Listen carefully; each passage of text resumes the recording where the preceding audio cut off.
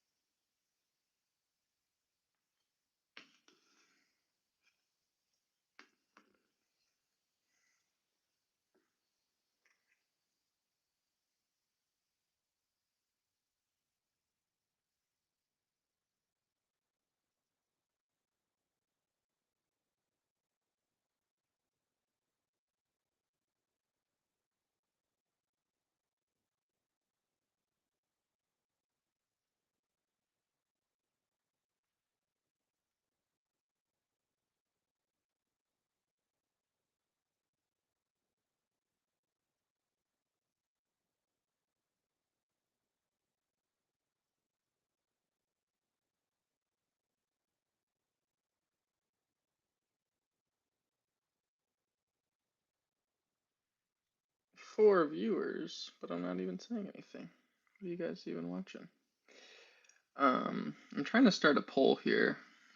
It's going to sort of inspire the topic of conversation today. Um, let's go with this. Guess we'll set it somewhere. Never done this before. All right. Hopefully that's in an okay spot there. Um. Oh, who we got here? Oh, is Megas here? Okay, awesome. Yeah, I'm doing okay. I have about 10 days before I start my next semester, and yeah, I've had probably, I think, yeah, just a couple days ago, marked 4 months since the loss of my father. So I was really just trying to get through my semester, and once that was complete, I started to kind of turn my focus around and do some of the grieving process, basically. And I've had a lot of really interesting, uh, just personal insight. And probably about a month or so ago, I would say there was some type of shift or uh, kind of almost I'm hesitant to say like an awakening, but there was sort of a realization about my conscious experience that has really persisted for a little bit over a month now. There's just been this uh, tangible change to the way that I experience each moment. So it's been kind of intense to say the least. Um, but I've been doing pretty good actually. Also, if I can get them to come on screen here, I've got two new baby kittens who have been adorable and just a really nice, pleasant addition to my life. I think I'm not. Am I able to flip my camera around on this thing? Yes. Okay. So they're just engaging in some light play. That's Mitzi right on top, and that's Jasper underneath with the snow leopard pattern there. And they're siblings, aren't they? It's just been. I'll tell you, like having these kittens and just being able because they're the sweetest things ever, and they just are so ready to absorb my love and affection more so than probably any other being ever has in my life. Like they look at me with this look of just like just love me, just bring it on. And so it's almost like giving me a better uh I'm coming closer into contact with like the love that I have inside to give, which might sound a little bit you know, over uh over dramatic or romanticized or something.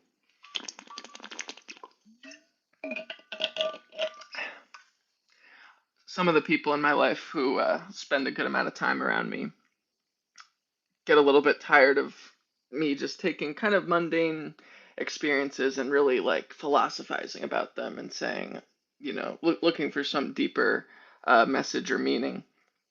Um, so, they see me just like pick up my cat and pet it, and it seems like a pretty mundane. Let me get back into this chat here a little bit. Um, I appreciate you mentioning that about my glasses there because yeah, I changed these recently. Like went, I, I turned 26 recently, and it kind of, I was still bumming off my mom's insurance plan, and when you turn 26, that ends. So, um, I kind of realized that I should probably like take advantage of that really good insurance she had while I still did. So I went and I got a new pair of glasses and did some,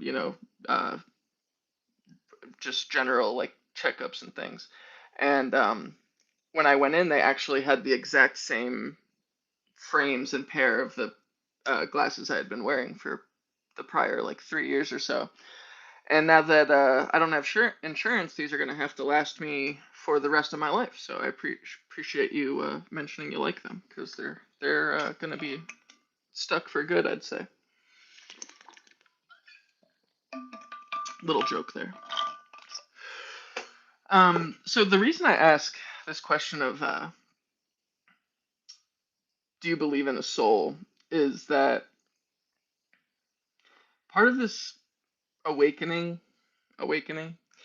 has I've been just feeling this sense of like this is all there is. Like your direct experience of reality is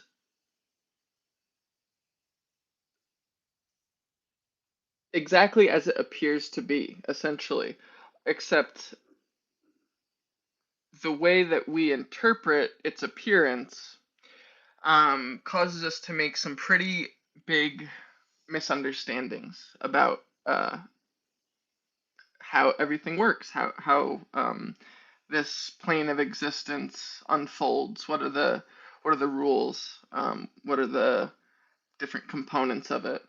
And one of the first mistakes I think we make is separating ourselves from the rest of the world.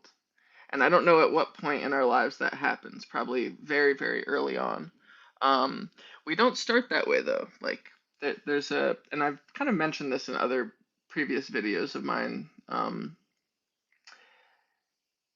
A, a human being, a baby, doesn't recognize themselves in the mirror until sometimes as long as 2 years, I believe, but maybe it's a little bit shorter than that, like closer to 6 months or something. But it takes time for the personality to sort of develop. It's not, it's cultivated over time through things that we learn and experiences we have. So those experiences are providing us with information, and we're taking that information and um, you know trying to piece it together in a way that makes sense and also really aids to our survival and well-being. And so the uh, idea that the self and the world are two separate things is probably the fundamental error in our experience of reality, that the one that we are most convinced of. And I'm going to get a little bit abstract, so those who bear with me, I appreciate it, but it might not make sense at first, and it's because it's a pretty complex topic, I think. But essentially, what I my belief now is that all there is one unified um, force or space, and you could to imagine it um, visually, to visualize it.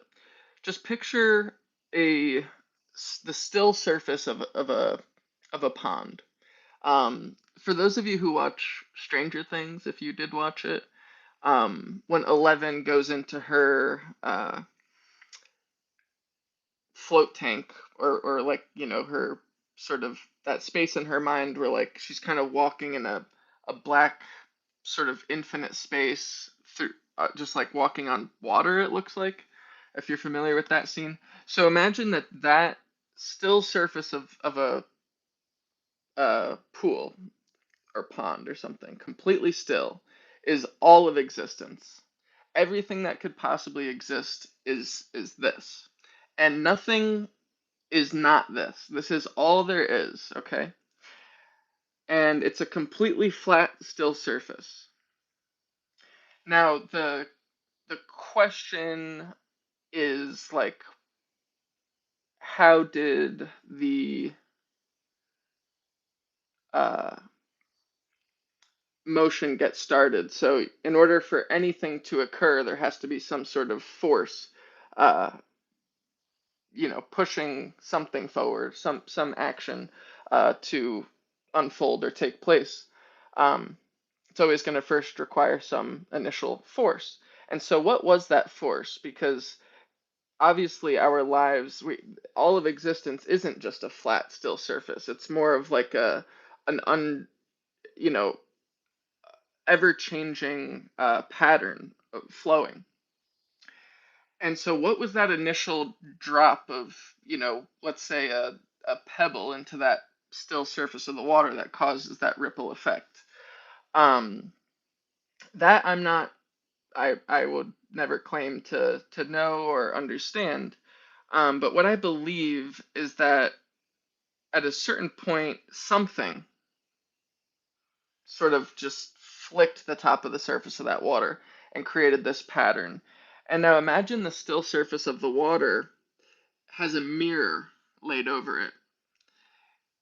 Once that surface is moving, before when it's completely still, the mirror is essentially blank because there's no contrast, there's no difference in color or uh, you know, nothing to like differentiate from one part of the what's shown on the mirror from the other. So it's just this blank mirror. But once there's a pattern emanating out to the edges and things, now the this empty space can sort of can see itself, can recognize itself.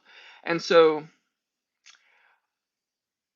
once this ripple effect reaches the furthest edges of existence, which I don't believe really have edges necessarily. Um, imagine that ripple, that vibration, is consciousness itself. So so whatever this existence is in a sense conscious, but it's a consciousness that we aren't really able to wrap our heads around, because the consciousness we are aware of, to kind of go back a few moments earlier, is the reality, rather. Our conscious experience of reality is starting with this fundamental separation of self and world. And this universal consciousness, this fundamental quality of reality, of the objective reality itself, that we are a subjective uh, point within, um, that is not so much an experience of like, I am this. Like, it's not like, you know, a an identity that this unified consciousness has. It just it just is what it is. And um, when we, I guess, travel further deeper into our identity and our separateness, and further cement our understanding as, here I am and here is the rest of the world, we start to think more in terms of like, what can I get as a benefit from what's here. So it's more like a trying to extract value for the self from outside. And this is like a consuming, um, accumulation based orientation towards life that is not like, it does not equate to happiness. And I also hesitate to say unnatural, because in this way of seeing things, nothing is not nature. Nothing can separate from the whole, so that you can't like go your own way. But there's a when someone does go their own way, it's due to this kind of illusion that we are, again, separate from the unified whole. To behave more in line with nature, which again I just said you can't really divert from, but to take part in the experience of unity. Life is not about extracting value from outside yourself, but rather exchanging value. Taking part in the whole, not just producing for the whole. You don't just become like a service um, provider with no benefit. Because in this sense, think of the heart pumping in your body. It's like, is the heart a laborer for you?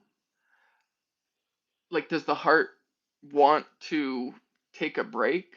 No, because if it stopped functioning, it too would die. It's just one part of a whole, that if any of that whole um, fails, or no longer functions in a way that the whole can no longer sustain itself, um, then that would be bad. But if the heart somehow became convinced it could go its own way, then obviously it would sort of be killing it, both itself and the whole, by separating. So again, by giving back, by being more not just like generous. It's not like you're just giving away to give away to because you think it's a good thing to do. It doesn't feel like giving away. It feels like you're contributing to a benefit that is your benefit, even though the your or the you is not this individual self. It's you're generally or genuinely identifying with the whole. Um, and so people could say or experience this type of perspective as very disruptive, actually. I was walking through a sort of grocery store the other day, and I saw a mom and her daughter, and the mom was probably walking about 10 feet ahead of her daughter. And you could just see the weight of her life just pressing down on her. And she appeared unhealthy in every sense of the word, mentally, physically, um, and to the title of this stream, spiritually. But I'm believing that that's sort of a misunderstanding of her experience, um, because when we think that we're a separate, so I see this lady and I totally could like feel that weight. And then I see her daughter walking like 10 feet behind her, and she's kind of like talking to herself, probably things that she like wished she could have said to her mom if her mom was available emotionally or something. But she's kind of like muttering to herself, just like slowly walking behind her mom. And the kid's probably 8 years old or something. and I could feel her pain and her confusion and her uh, fear. Um, and so, is that disruptive? Did that like take away from my uh, energy and motivation to carry out my own personal responsibilities? Maybe it did destabilize me in some way, but it's just a consequence of, you know, finally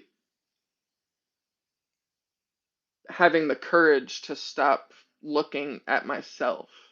And I don't know if you're still there, Magus, but it totally reminds me of something you once said in a video about, I believe it was an experience you had in the military, uh, and I don't know why it's a very faded memory, but I seem to remember the story. It was like a female um, officer or I don't know, higher up, and she basically, I think, told you to like find um, what was it? Find something you care about so much that you can like love on others or something. I don't know, I'm totally botching it. Hopefully, if you're there, you remember. But it was something basically like find something that gives you the strength to turn away from yourself and love on others. Like to stop just managing the inner wound, managing the pain, and turn that focus from the self-soothing to just the, you know, um, not just soothing, but just loving um, the the the world outside yourself, rather than looking at the world outside yourself as a means towards healing your own individuated pain. Um, and some people kind of go like the reverse, where they probably try like, and I think it's sort of a balance of doing enough of your own healing so that you can finally look away. Um, okay, I'm glad you're here. Did um take my eyes off myself and look to help others. Okay, yeah, I'm glad you could kind of confirm that I wasn't just like dreaming that up a little bit. But yeah, it's there's a I'm gonna use that as a segue actually, because when the when we're so convinced of our separateness, um, ooh, I like that. Maybe that's just healing your own interface. Really, really wise, um, beautifully said statement. Because it really is like an interface, it's like all of these different uh, sources of information, being the taste buds, the eyes, the sense of smell, you know the rest. They contribute to life as we know it. They contribute to what we call the human experience. But truly, we are something beneath all of that or above it. We are a consciousness that is entering this space through the using this interface of again sight, all of that information, and then the conscious mind, the uh, awareness is also uh, kind of, how do I put this? This is a really important detail. The way that we perceive and sort of chop up and reconfigure all of the information provided by the senses, that the mechanisms that carry that process out, the creating of our reality, those processes are deeply tied to the human form. And so when we react to um, a loud noise, like when our reflexes go off, when we um, get startled. Though that is the carrying out of a function of the human vessel, not of consciousness, not of awareness, or I guess consciousness, but not of awareness. Like awareness itself is just observing the process being carried out. We identify with those processes. We I we think, I did that, but we're just watching something else sort of take place. Um, and so when we identify with the carrying out of biological mechanisms um, of the animal, yeah, we start to um, basically use narration to create confirmation of our perceptions or interpretations. So, with the fundamental start of this being your self and world separated, the narratives that piece everything we perceive together are driven by the self being the main character of that story and the world being the landscape upon which that self takes place. And so many people, when they start speaking about spirituality, or they have like what initially appears as an enlightenment experience, what's really going on is one of two things. There's a reorientation of the self. So an experience provides some information that shifts that self structure, that shifts the place upon which identity is fixed. And who we are and what we are is suddenly appearing different to us. The next level of that, and I don't know if it's really one above the other, if it's like a sequence or if one could occur before the other, but the other type would be a reorientation of the world, realizing that the world is something different than I saw it. So there's maybe an experience of a Christian um, thinking their whole life that heaven and hell were these guaranteed things, and then some maybe they have the typical crisis of faith and question: does hell really exist? Does Why would a God create whatever their little trigger of questioning comes from, it could be enough to create an entire reorientation of world and think, wait, maybe there aren't these, other dimensions of heaven and then this purgatory place and then hell beneath all that. Maybe there's only earth, and now they've gone through this sort of atheist type reorientation. Well, there's a third, I think, shift, third reorientation, which is more described as a total melding of the two, of self and world. A reorientation that says these two things aren't separate. This is just one thing. And there's this fundamental awareness taking place upon all that is in the edges of existence. All that there is here, it's awareness, and I am a localized awareness taking place within the whole. And that eyes, nose, taste buds, nerve endings, all these things are something that I've identified with or identified as. And that identity has blinded my connection to the whole, separated me from the rest of the world, when really I'm actually like again, the nerve endings, the taste buds, the eyes of all of existence. Um, and I happen to be one in human form, which has very advanced self awareness, um, or just awareness itself. And so it's yeah, a lot of smoke and mirrors, a lot of illusions. Um, Let me know where I went wrong with that, or if it resonated. Um, but from where I stand or where I sit now, and just with some of the experiences, oh,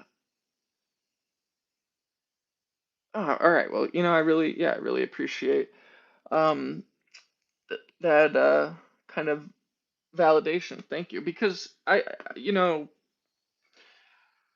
go through life and you don't, there's not a lot of spaces where you can speak about this type of thing and have it not be met with a lot of strange looks and raised eyebrows. Like you're asking people to potentially release their grip on what they see as life as they know it. And you can get a hostile response, you can get a just full on like rejection of some sort. And but yeah, when it does resonate, it just gives you a little sense of stability, because in this journey of gathering understanding, making sense of life, in my experience, any time I've really found certainty as this solid thing in my hands, it's almost been kind of like ice, just like it's solid, and then it's just melting and it's dripping until it's just gone. And so now when I'm certain about, or feel some solid thing to hold on to, I am not as trusting that it will last. When something does last, if you're familiar at all with so, actually, yeah, I was gonna go on a different little thing, but I'm gonna respond to that. So nobody in my real world interface cares for whatever reason. Um, I I think the reason for that is that the self, and this isn't coming directly like from my own mind. I mean, I guess technically it is, but but I this is inspired by something I heard on the YouTube channel. It's called Simply Awake Always, and it's like a non-dual teacher. Gives a bunch of different, I think, yeah, little podcasts and lectures and things. And what he pointed out, which I've totally experienced is true, was that the self structure is built in a fundamental sense of lacking, of not good enough, dissatisfaction, inadequacy of some kind. And there's a desperate, constant drive to heal that sense of lack. Um, what I would describe that as is the people that you're describing in your world who don't appear to care. They, just as you and I, have developed a inner reality, an inner world that is not by any means a one-to-one copy of the outer world. It's simply just the interface we have. But their interface, and mine too at times, and still, always probably will be at points. Um, their interface is essentially configured in a way that makes soothing or relieving that sense of lacking, it feels as if it's the only way or only approach to their life. So presenting alternatives is just like when you are trying to, like, there were always subjects in school that I could not get myself interested in. Or maybe we all knew, maybe, I'm not sure if this resonates, but there was certain kids in class who were very much checked out throughout the year, like let's say in history class, but then maybe during like that World War II unit, and it turned out their grandpa fought in World War II, and they are just super passionate suddenly about that specific topic. And for that few weeks that we covered that chapter, they were the like suddenly the most passionate student in the classroom. And then once it was over, they went back to just being checked out. It's like you're presenting something to someone that there's just no place for it to go in their mind. It doesn't, there's no room for that in the way that things are configured. And the once the drive of healing that lacking, that inadequacy, that changing what is, once that's fully exhausted, once they've just banged their head against the wall long enough to just ask, wait, what am I doing?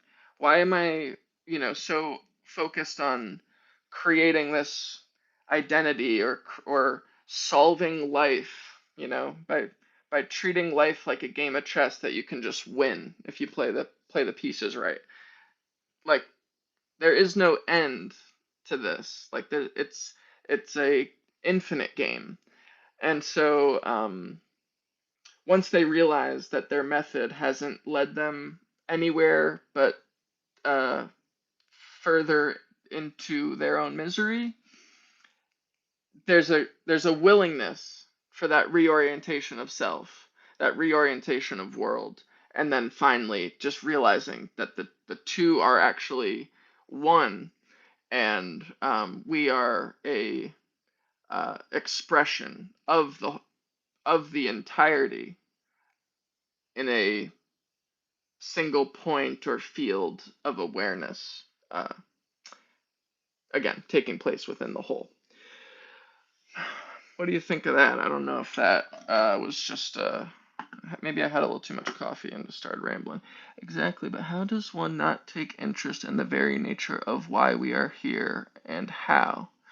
Maybe they aren't actually self-determined beings or players and just part of our interface. Just thoughts.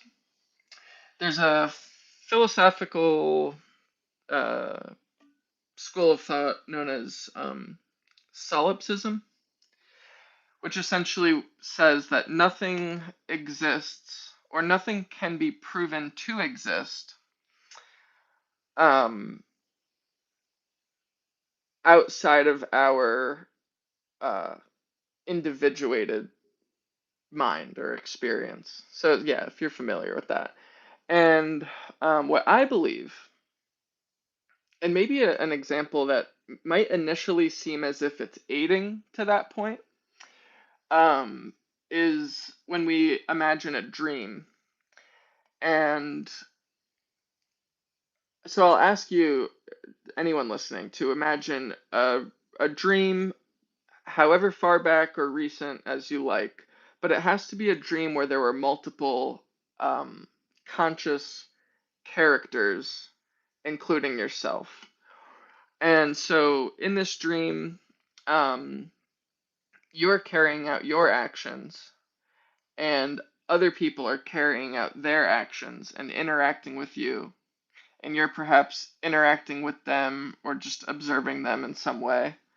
And there's a sense of maybe their emotional states or what they're doing in the dream. Like you can kind of get a sense of like why they, maybe uh, what type of like mental state that other entity is in your dream.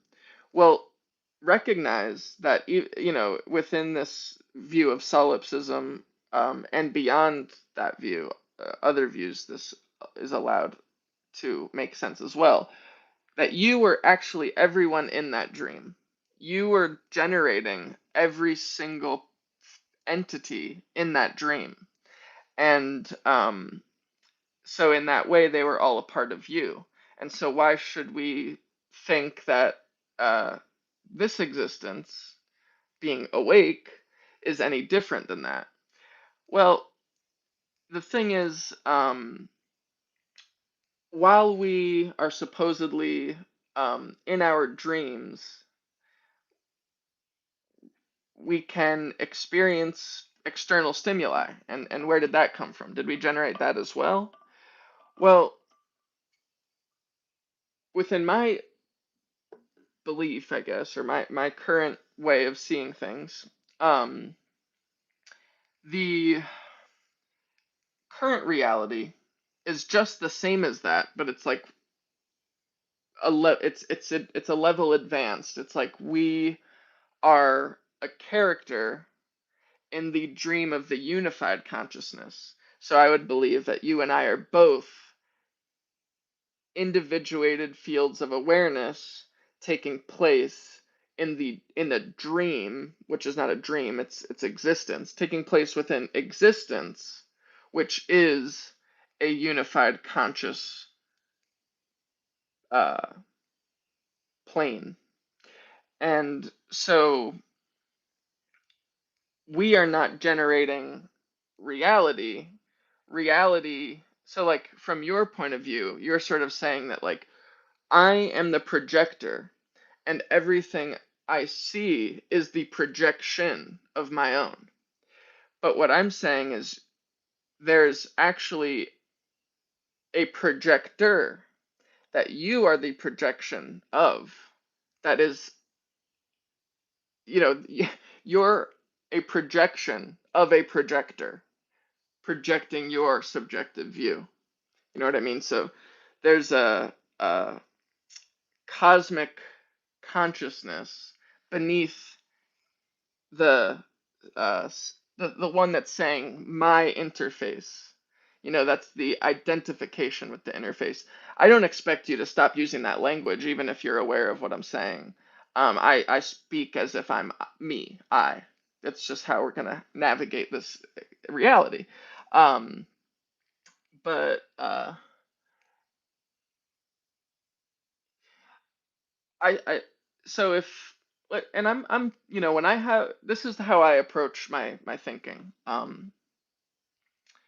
When I become aware of an idea that I believe or a narrative that I'm telling, I try to look at that idea, belief, narrative and just acknowledge its presence, but also just create no relationship with it. There's no attachment, there's no connection to that thing. I don't have any reason to try to preserve these beliefs or these ideas. In fact, I'm excited for them to change at any point. Because you know the more I attach is the more I resist with my direct experience. Um, and so I want to kind of just go into your response and see if it will adjust my beliefs, I guess, with this idea. Yes, I agree with you. There's no way that I'm projecting it alone, but you know, you start with not necessarily sort of like it doesn't have to be potentially um, a uh, fundamental unified consciousness being that projector, but maybe a separate entity that's just more advanced than the human conscious experience, or it's it's operating above the level that I'm able to perceive, but I'm making this assumption, I guess you could say, that it's this all encompassing consciousness rather than, say, something like a soul tapping into this physical being. Um, Now, how are we now? Like, have I sort of touched on your uh, potential like point of contention or uh, I guess I'll say like my skepticism of further separate entities that exist between this separate state of self and the unified state of reality as a whole. It it's sort of as if in between those two could be these other intermediaries, um, that are because I have some close friends who believe deeply in reincarnation and actually seek to make contact with past lives and experience moments of contact with those past lives, those previous, uh, I guess like the souls, the ones, uh, eternal soul going through these lives is sort of like feeding them some information from their past life. I think that's sort of what they believe. And I'm a past life regression therapist and have done the same, but in all honesty, I'm not convinced. How interesting. What a coincidence. Like, so I'm gonna throw something out, and I'd love to hear your interpretation of it. And if I had it my way, I'd have you, right here with me on the screen, and we could just have this more of a conversation. Um, but yeah, like I had a dream once, and it was really interesting because um, I was a 7-year-old boy, except my name wasn't Cole like it is in this life. It was Prince Pierre. I was Prince Pierre. I was the prince of a sort of Atlantean type palace, and I was being trained by a council of mermaids to fight a shark, this like shark like god that was set to, or it was foretold through a prophecy that I was going to have to defend the palace from this shark, right?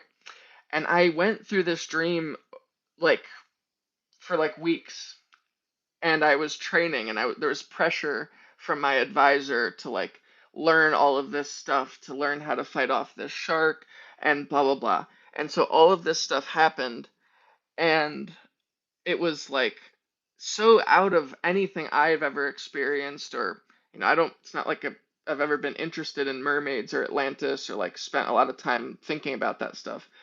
It just was to me generated by the mind.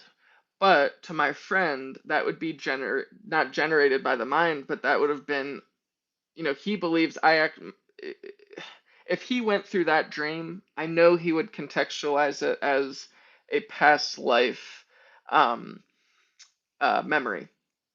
And uh, the reason I disagree is because I believe the mind is capable of reconfiguring our model or inner reality model into all sorts of colorful, random uh, expressions, such as that. So that's what I believe is sort of the past life type memories or experiences is more just something like that. But I'm open to something other than that. Um, if you're there and have a response to that you want to type, feel free. I'm going to use the bathroom and I'll be right back in about a minute.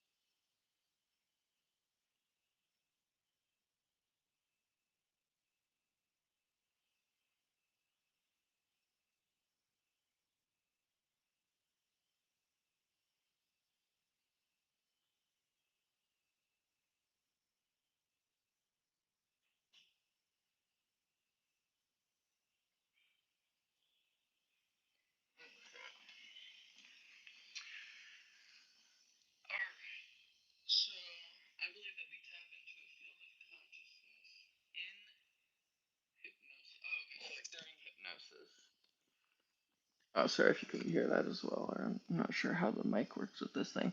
I've gave a and it may be correct, but I'm not sure. It's actual past lives still. I've gave a lot of so yeah, like what I think is entirely possible. So if you weren't here, oh, I have a lot of so-called proof. Yeah, okay. Um, in my recent experience, and I don't know if you were here for the start of this little stream, but my father passed away in September, and he actually took his own life.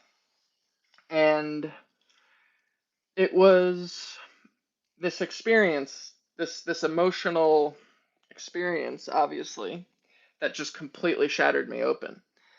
And what I mean by shattered me open, I guess, which is not really a great description of what happened. Um, any resistance that I had built throughout my childhood or throughout my whole life, I guess we could build resistance at any moment in our lives, but the the methods and mechanisms that I had in place that allowed me to avoid emotional processing, none of those walls, none of those barriers that had been built um, were capable of defending against this loss of my dad. And so, what that meant was that I suddenly had access or connection with so much pain that had been blocked out all throughout my life. And it's interesting because, with past life regression, it's like we're talking about some very, very distant memories, right? Well, I have had an experience, I've been having experiences, and this is something that recently has kind of like, it was sort of like it was coming on and then shutting off, coming on and shutting off. This like emotional flow. Um, I would think of it sort of as like a body mind connection. There was a few different moments, I guess, where suddenly I became aware of a sensation that was being felt more intensely than really ever before, now that those walls had been kind of obliterated. So I'm feeling it, right?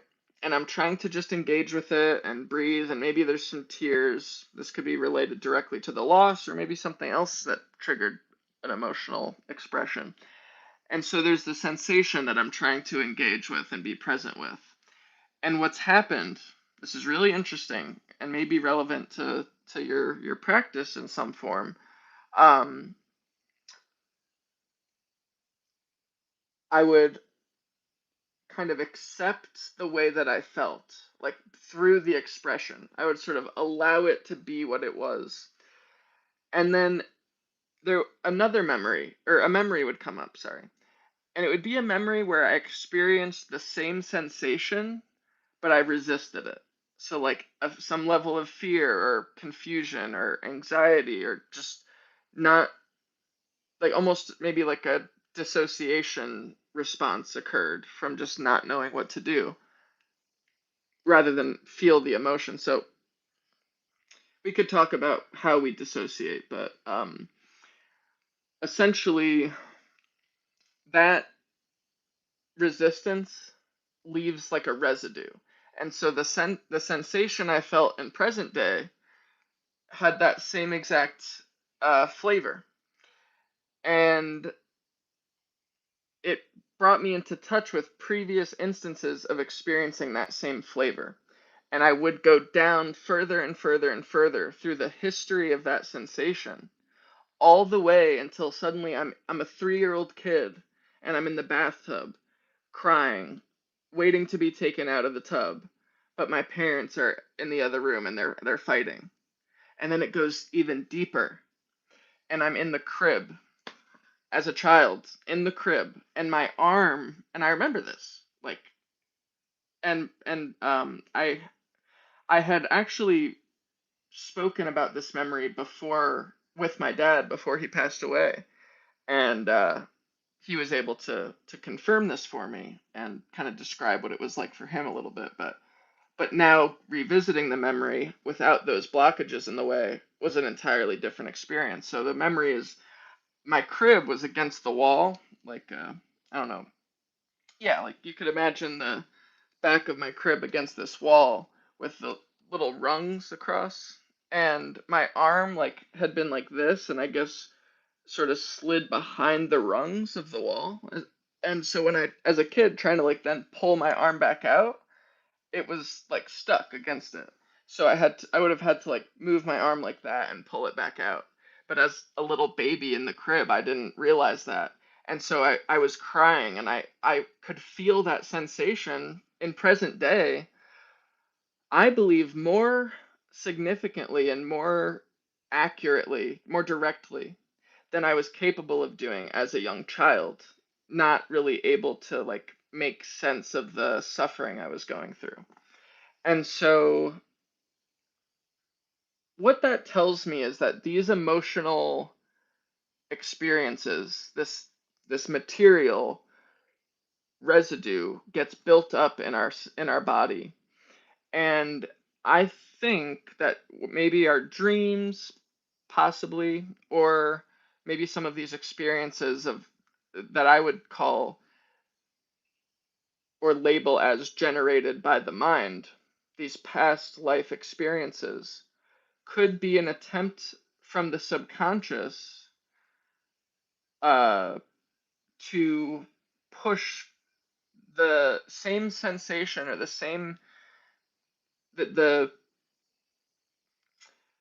present the material associated with the trauma or that emotional residue left behind, but through the context of something different, with a taking the context of you out of it and presenting a different life with a different set of people, but the same material.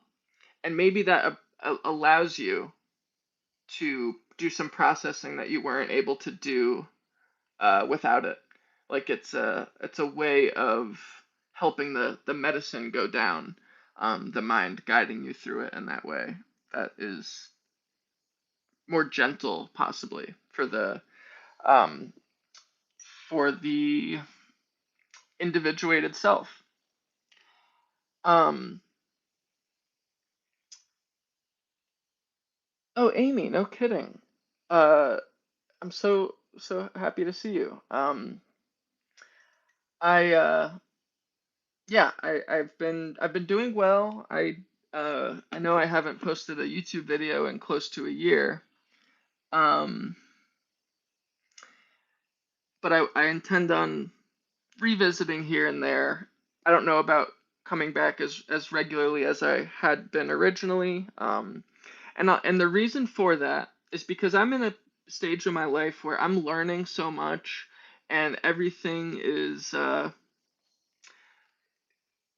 just constantly changing in my beliefs and perspectives, that I'm hesitant to bring these perspectives and like not just share them, but almost uh, it's there's a sense that I'm selling them. I'm presenting them as if they're, solid ground to stand on for people. And so as I'm continuing to learn and sort of tread water, I want to focus on that rather than like producing wisdom or anything. So that's all.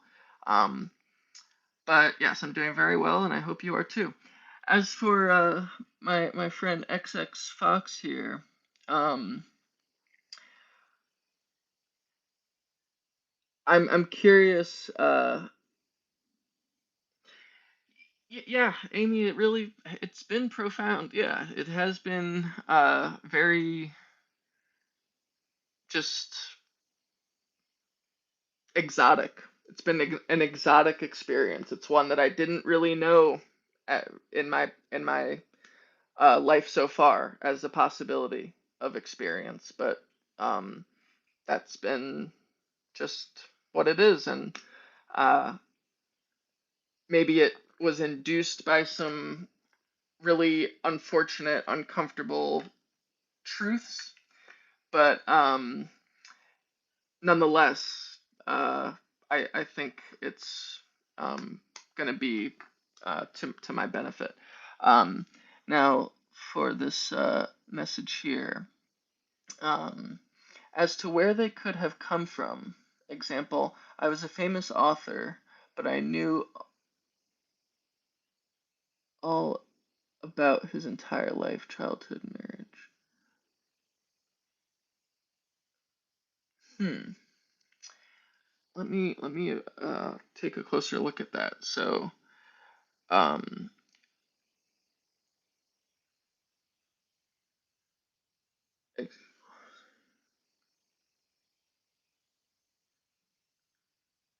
yeah, I'm not sure. When you say with this message, XX Fox, I was a famous author, but I knew all about his entire life, childhood. Was it that he was a famous author? Oh, okay. So was it maybe like you knew? Oh, okay. I'm sorry. I understand what you're saying. So someone um, experienced memories of being this author who is a famous one that they actually know of in their current life. But not only do they just envision the experiences that they hypothetically were having, but they actually had some memory of that author's real children and family. So now, if that's the case, and I believe that that is exactly what you experienced. I don't want to discount that in any way, shape, or form. That was your direct, if that happened to you specifically. Let's say that was your direct experience of reality. How could that be possible? Like, let's try to imagine an explanation for that. And I think, if I may, we've already kind of covered one, which is that this consciousness is a singular, unified consciousness being expressed across itself in different points slash fields of awareness.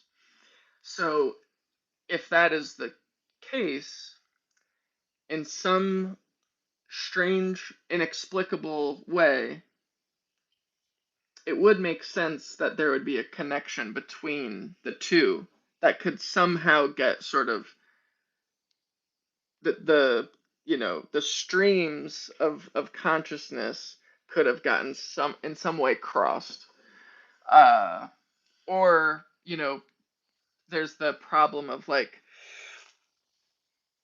not problem, but the phenomena of this, yeah, collective unconscious or synchronicity of separate, um separate, like entirely separate uh people on other sides of the world coming to similar conclusions at similar times, or there's um yeah, yeah, it sounds like quantum entanglement. And I think this, yeah, this entanglement,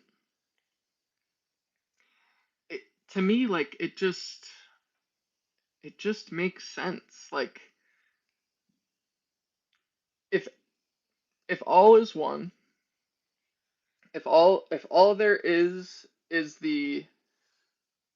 uh the still surface of the pond, and this conscious force creating these ripples throughout the entire pond. So consciousness has fully saturated with this pond, which is the material plane, And to go a step further, my belief is that the two are entirely inseparable, that there is no material and consciousness, that the two are one, and actually it's just through our interface, through our expression of consciousness, that we are perceiving, you know, the material as material. Um, like, just as if we're willing to go as far as uh, imagining what heaven could be like, when we probably did that as a kid, I sure did. I imagined just a more pleasant copy or representation of the same reality I knew. So like I didn't think that heaven would be non-material as a person, as a child. Even if I thought of it in some alternate dimension, it was still going to be, you know, physically familiar or the same in my imagination. So when it comes to, let's see, where was I going with that? Sorry. When it comes to uh,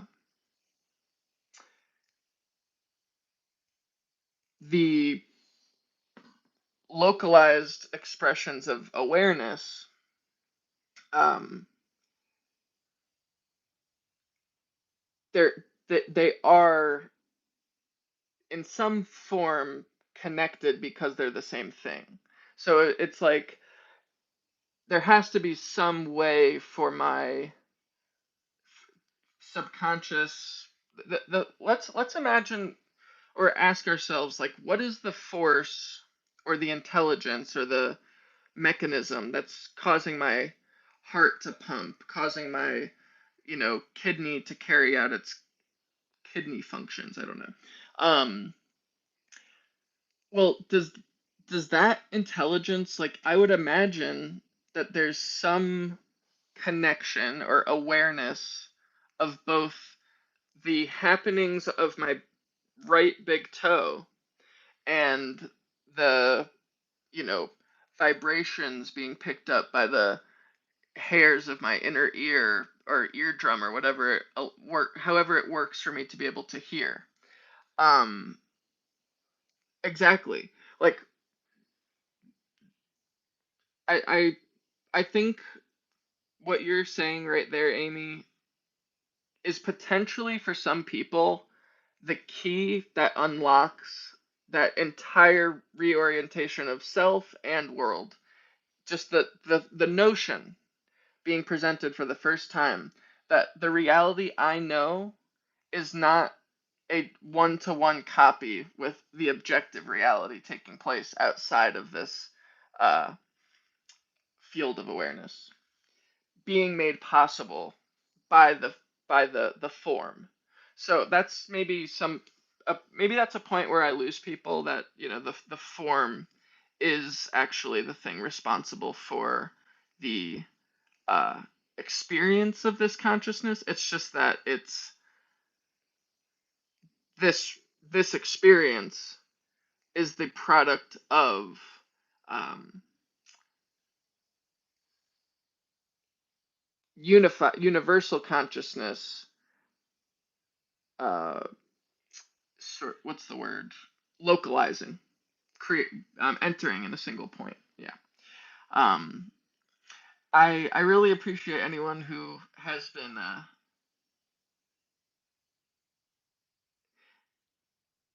Yeah. Yeah. Yeah, because there's no benefit. There's no Why would anyone want to believe that they're ignorant to something? It's just like there's no incentive. And if life is driving you through incentives, uh you're not really like and I guess the incentive fundamentally is to feel more secure and less vulnerable. So if there's something that does offer that, there's an incentive. If it doesn't offer that, if it's going to make you feel more vulnerable and more insecure or less secure, then easier to just reject it. And that's why we don't process the emotional material we experience, or emotional experiences that rather become material when they take uh, when they make their homes in our bodies. Yeah, I agree. When you can engage with your direct experience exactly as it is, um, you're really undoing or like letting your those animalistic mechanisms just rest. It's a higher sort of awareness that like you're perfectly safe. Like everything is 100% safe. Um, there's always a some level of threat to the physical form, but when you're identified with a uh, unified consciousness, or when you're identified as just the whole, when all you see is one and nothing is separate from the one, then that physical then the loss of the physical form is not as right. Yeah, it's not so threatening. And so that's why um a parent in some cases is willing to sacrifice themselves for their child, and they're able to do that because their love, which is like the subjective word that we use, it's a subjective phrase that essentially means integration and acceptance and unity. Love is the vehicle for unity and oneness. It's the acceptance unconditionally of no quality of you makes me believe I'm separate from you. Um, then the love has overpowered or outweighed the fear that that parent feels uh, of losing their own physical form. There's a love that a connection to the children that makes their own loss seem you know worthwhile. So the um, the problem I see is, or maybe the solution is so actually maybe I'll just share something related to Vipassana. If you're familiar at all with Vipassana, there is a international organization that offers 10-day long silent meditation retreats, and it's free. That's right, free. Yep. Which I think really puts a lot of people's concern at ease, or at least when they're hearing something during the retreat through the recordings. There's teachings that are given through these lectures that uh, were recorded years and years ago, and the guy who recorded them has since passed away, and so there's no instructor at Vipassana like teaching you directly. They just press play and like it's silent. So anyway, what's cool about it being free is that when you hear something in those lectures you don't like, you're not paying for it. It's not like, oh, like what did I sign myself up for? You're kind of just able to engage with what you do like and leave out the rest, I guess. Which is sort of the kind of opposite of the teaching itself, which is that life is to be accepted as it is. And by steering towards the things that we like and steering away from the things that we don't like, that is where we build that uh, emotional residue. And it's built with the uh yeah, um it's really interesting as a group because it kind of creates this, like, I'm not someone who's like big on the concept of discipline, and that discipline is like the answer, and discipline is the complete solution to your uh problems. But there's a kind of like increased sense of importance to the time. Like you realize everyone is there to do what is uh or to take part in what's being offered. And so there's just this sense of like, yeah, this is really important work that we're doing together. Even though you don't have like a real chance to connect with those people very much. Um, on the last day of Vipassana, the silence is lifted and you're able to speak to each other and exchange some thoughts on your experience. But the idea, though, basically is that in Vipassana, you're shutting down all of those mechanisms of resistance. You're quieting that response that says, "Oh, Amy, the fact that you just said that really like it. It's just so meaningful. It means so much to me because I have to say I'm gonna tell a little story, and I hope I wasn't just like about to get to some important point and then lost it. But I'm gonna tell a little insight I had inspired by your comment there, Amy. Uh, and essentially, oh, I really, yeah, I mean, you are warming my heart to the, I'm nearly blushing. I'm glad that that meant something to you because it meant something to me too. And I went through an experience where I had a extreme sort of identity crisis.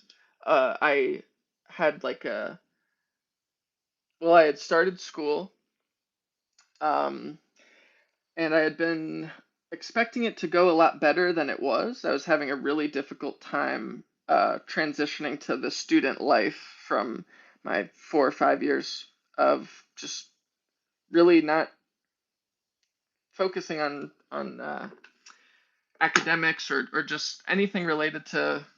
I mean, it's not. I was definitely trying to educate myself over the last like many years, but just the structure of school was really difficult for me, and so I felt like I couldn't do it. Like I was really believing that there was something about me that was not going to uh, be able to pull off my dream, and so I was thinking that there was this just unreachable dream that I was going to spend the rest of my life looking at and sort of thinking like that would have been nice, but I'm just too much of a loser, or I'm too this or I'm too that to make it happen, essentially. And so I just like I was so devastated because just a few months prior I had convinced myself yet again that I had like found a way out of all of my problems because I had really just solved this one little thing. And through the use of dissociative narration, I convinced myself that by solving that one little thing, life was going to be entirely different and it wasn't going to be hard anymore and I wasn't going to suffer. And so that that self that had been built up just fell away into just a puddle. I actually, it stayed in its form, but it just collapsed. And then there I was, the real me, the awareness, looking at it, and there was this decision of like, do I try to repair this thing or do I just scrap it and start over?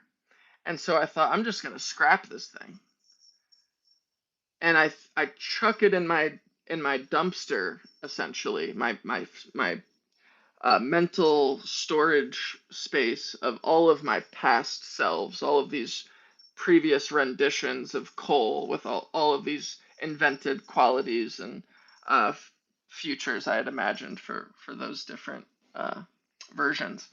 And I looked at them all and I said, this has to stop. This approach is broken. I this this re this I don't know if you guys ever played with Silly Putty as a kid, but if you ever tried to form something with it, if you ever tried to build it into an actual sculpture, it would stay like that for a second, but eventually it would just fall flat back to its natural state. And that's how I viewed identity. It's like you can build it up and it's sort of useful to navigate through life, but it is wanting to return to that state of sort of like nothingness, because the self is an illusion. It's not a physical thing that's tangible or lasting across time. It's more like it's an ever changing, state. Um, and so one of the things, and this is, I'm going to circle back to the significance of you leaving that comment, Amy, is that a few months later, after a long period of significant depression coming from trying to live life without identity and trying to establish a sort of new um, way of motivating myself, because in the my entire life leading up to really, I'd say probably last year was like the beginning of a sort of new approach. um I guess at a certain point of just trying to live without self, I had to like create a new goalpost in my life, like a new thing to try to like bring me some curiosity, something to try to figure out, because the self was clearly not worth like the game of self was not something I wanted to play anymore. So it was like, what is there a new game I can come up with? And so in trying to come up with that, there was probably a 6 month period of just a very dry, detached depression.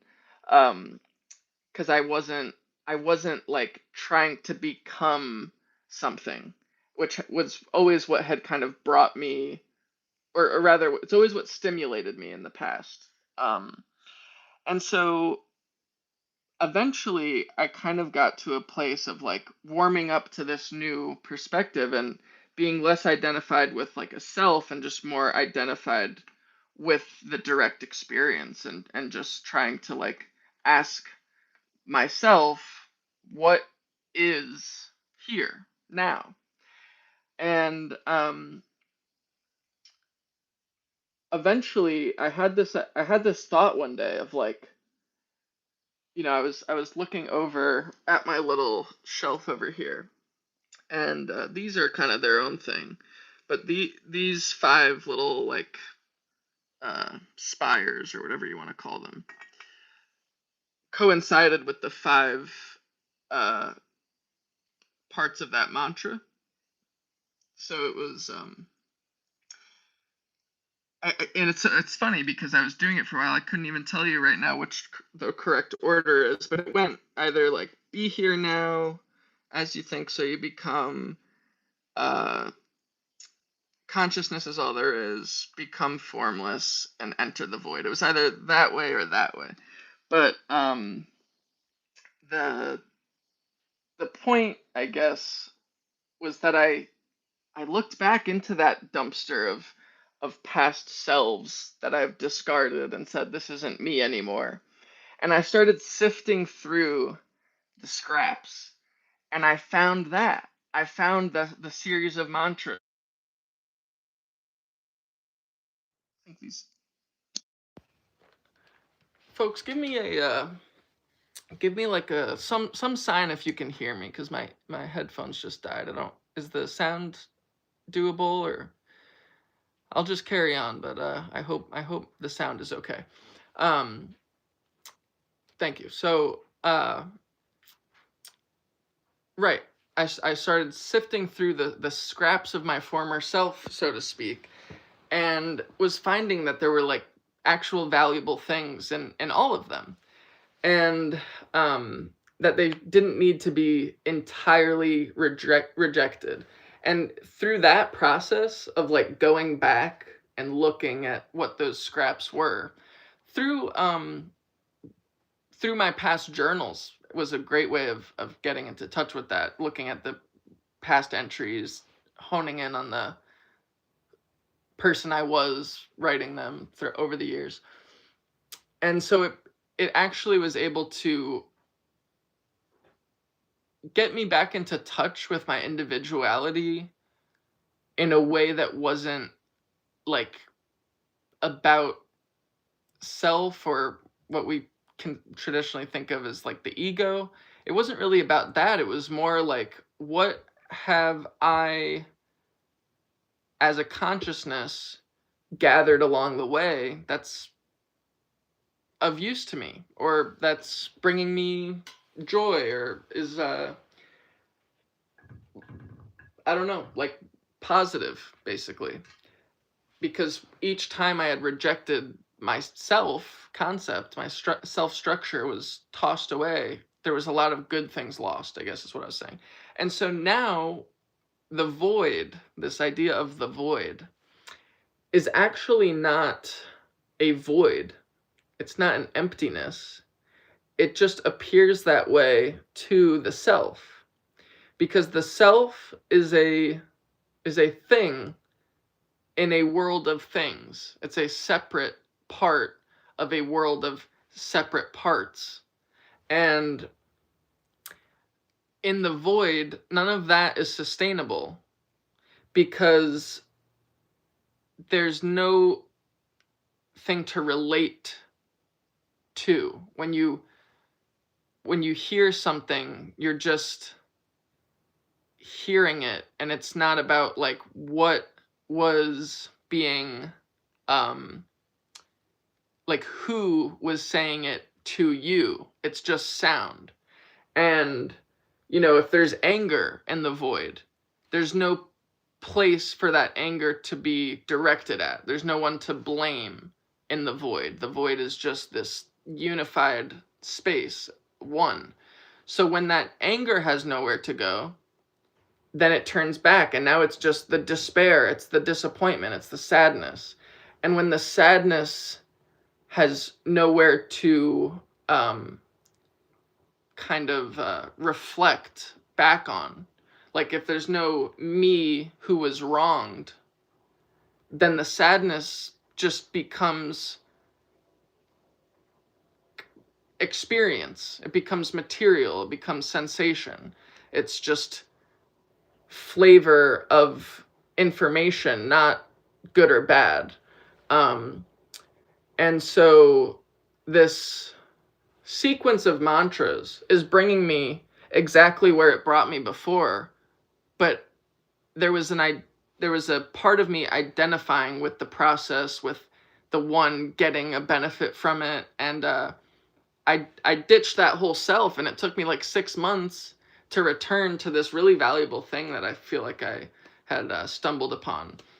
And so to hear you just repeat it, it's like, I'm serious. It really just makes me feel so understood and appreciated, and it makes me excited to be involved in this space, and so grateful for you and XX Fox for spending some time with me and with each other, and this was awesome. I'm so glad I came on, and yeah, I want to continue to engage with people on a personal level through this space. So I'm like totally cool that there was probably like between 2 or 3 people listening throughout the stream.